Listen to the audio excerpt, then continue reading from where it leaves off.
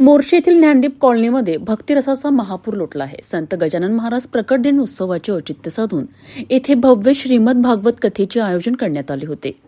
या कथेचे वैशिष्ट्य म्हणजे राष्ट्रपती पुरस्कारप्राप्त ख्यातनाम कथा प्रवक्ते वाणीभूषण हरिभक्त परायण साहेबरावजी महाराज कणेरकर यांच्या रसाळ वाणीतून भाविकांनी भागवत कथा श्रवण केली.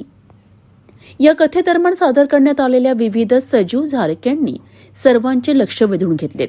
विशेषतः कंसवध आणि रुक्मिणी स्वयंवर या प्रसंगाच्या भव्य झाक्यांनी उपस्थित भक्तांना मंत्रमुग्ध केलेत. या धार्मिक सोहळ्याला परिसरातील भाविकांनी मोठी गर्दी केली होती.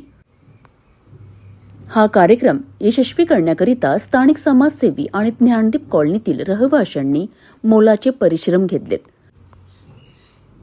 भक्ती आणि उत्सवाच्या या अनोख्या संगमाचा घेतलेला हा एक खास आढावा.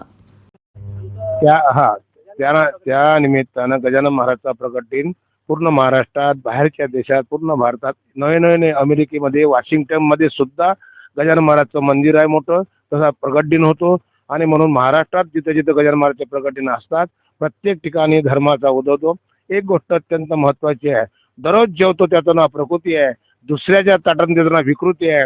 वैदिक परंपरा आणि घासातला घास दुसऱ्याला देतो याचं नाव हिंदू संस्कृती आहे.